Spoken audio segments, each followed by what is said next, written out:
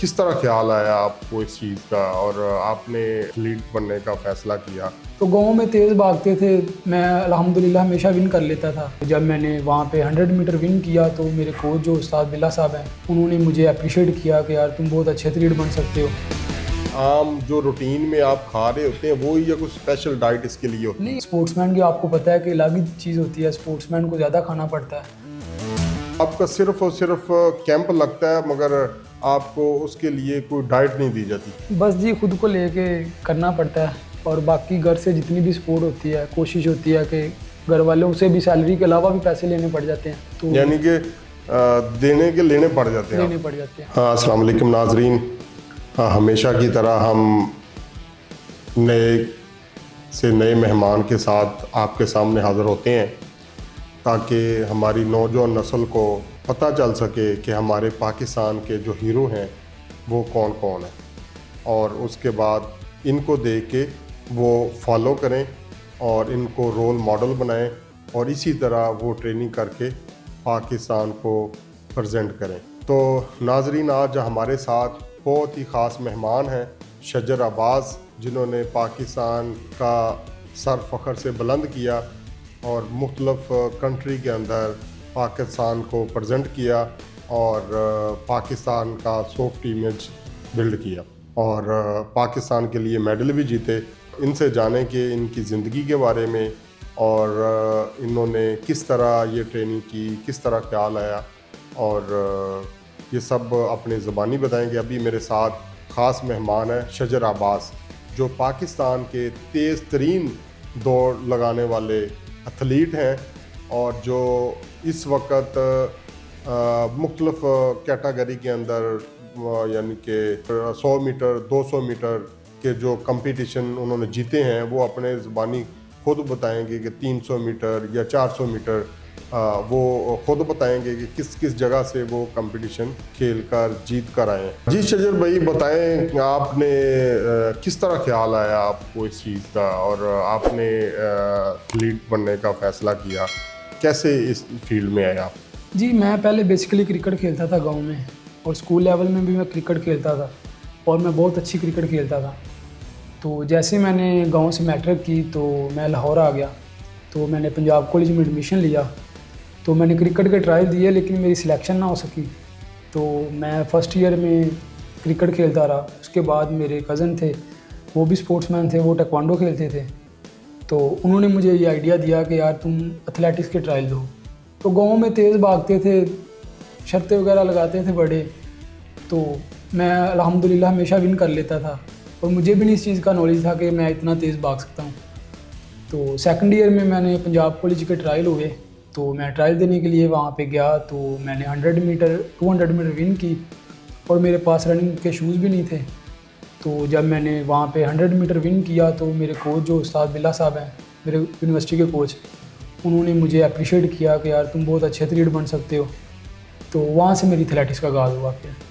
अच्छा, यानी कि आपने यूनिवर्सिटी में आके ये शुरू किया, कॉलेज सेकंड ईयर से मैंने स्टार्ट किया था। अच्छा, कॉलेज के अंदर यानी कि हीरे की पहचान हुई तो वो भी बड़ी देर बाद जाके, तो फिर आप कॉलेज में आपने हिस्सा लेना शुरू किया? जी, मैं बोर्ड खेला पहला इस्लामाबाद में, तो वहाँ पे भी मैंने अल्हम्दुलिल्लाह 100-200 में विन की और उसके बाद फिर मेरी यूनिवर्सिटी का आगाज़ हो गया।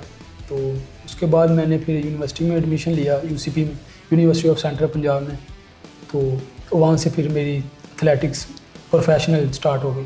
अच्छा, जब आपने यूनिवर्सिटी में स्टार्ट लिया तो आप स्पोर्ट्स बेस पे आए या वैसे ही आपने एडमिशन लिया? नहीं, स्पोर्ट्स बेस पे एडमिशन हुआ था यूनिवर्सिटी में, यूसीपी में। उसमें स्कॉलरशिप मिली? जी। अच्छा, ये तो अच्छी बात है। और अभी आप अपनी तालीम को जारी रखे हुए हैं?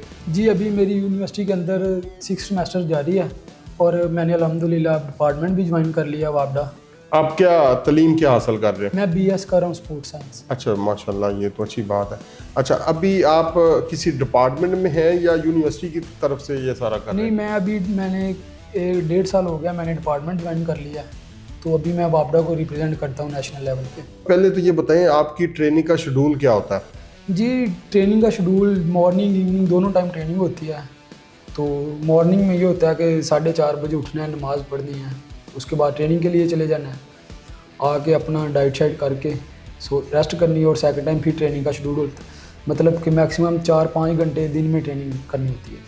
अच्छा, इसमें कोई ख़ास डाइट का भी आपको ख्याल रखना पड़ता है?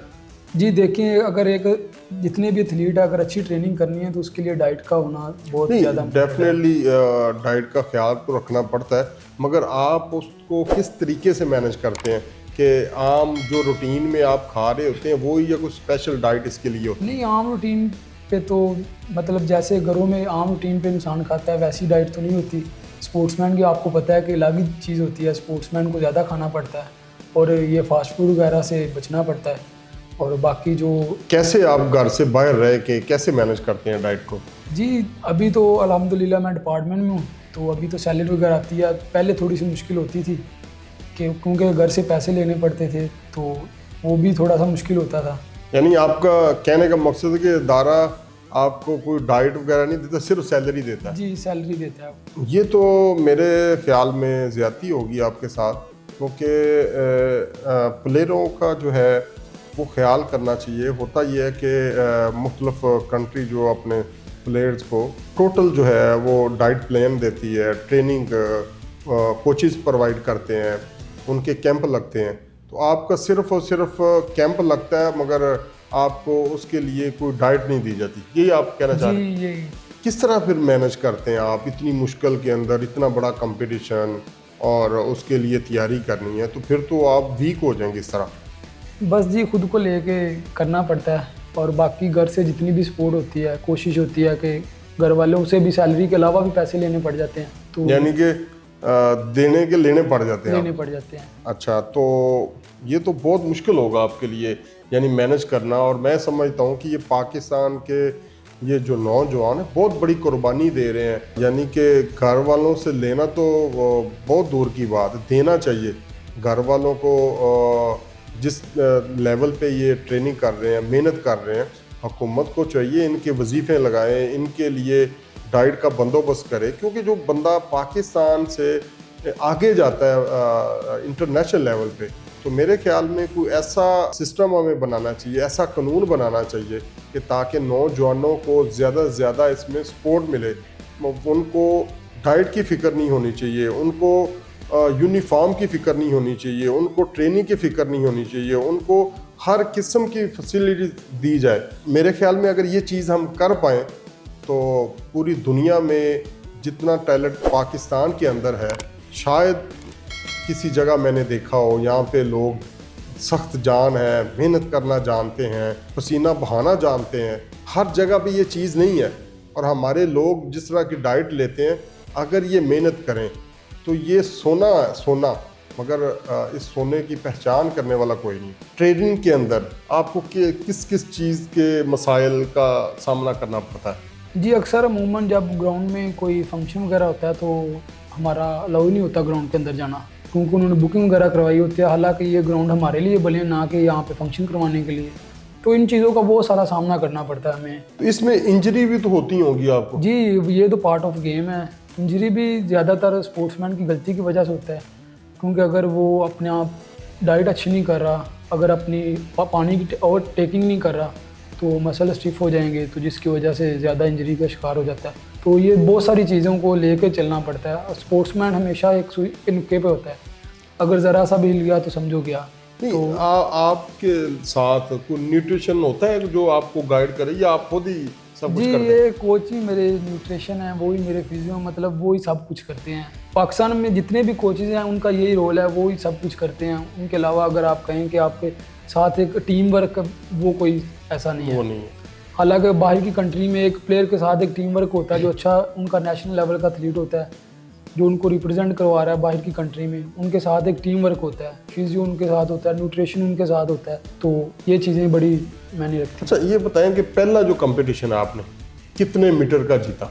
जी मैंने पाकिस्तान में पहला 60 मीटर के ट्रायल हुए थे, तो वो मैंने खेले, उस पर मेरी सिलेक्शन हुई, तो लेकिन वो मैं नहीं जा सका था। और उसके बाद जवान प्रोग्राम इमरान खान के दौर में हुई, तो वहाँ पे मैंने यूनिवर्सिटियों के रिकॉर्ड किए 100-200 मीटर के, और मैं यूनिवर्सिटी का चैम्पियन बना, ऑल पाकिस्तान इंटरवर्सिटी का।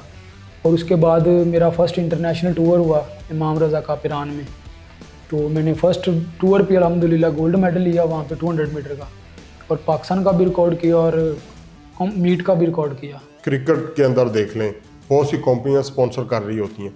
इसमें अगर लोग स्पॉन्सर करना शुरू कर दें तो आप क्या समझते हैं, इसमें बेहतरी नहीं आ सकती? जी अभी अल्हम्दुलिल्लाह मुझे नेशनल हॉस्पिटल का स्पॉन्सर है। नेशनल हॉस्पिटल में एक्टिवेट एक सप्लीमेंट है, मैं उसका ब्रांड एम्बेसडर हूँ। तो वो हमें बहुत ज़्यादा सपोर्ट कर रहे हैं माशाल्लाह। तो इंशाल्लाह उनकी सपोर्ट हमेशा रहेगी हमारे साथ। और वो सप्लीमेंट है और वो बहुत ही अच्छा सप्लीमेंट है। और मेरे जितने भी मुझे एथलीट हैं मैं उनको चाहूँगा कि वो सप्लीमेंट यूज़ करें, और वो उनके लिए एक बेहतरीन सप्लीमेंट है। अगर इसी तरह कोई मुश्किल नहीं है, 25 करोड़ की आबादी है, अगर हमारा एथलीट हैं 10 हैं 20 हैं और उसके अलावा अगर मुख्तलिफ गेमों के अंदर लोग मिलाएं तो 300 400 500 का दस्ता बन जाएगा, 1000 का हो। क्या मुश्किल है? ऐसे लोग सामने आए जो हमारे स्पोर्ट्स को स्पॉन्सर दें और वो आगे लेके चलें, कोई मुश्किल नहीं है। और अगर ये चीज़ें इसमें आ जाएं तो स्पोर्ट्स बहुत आगे जा सकती है।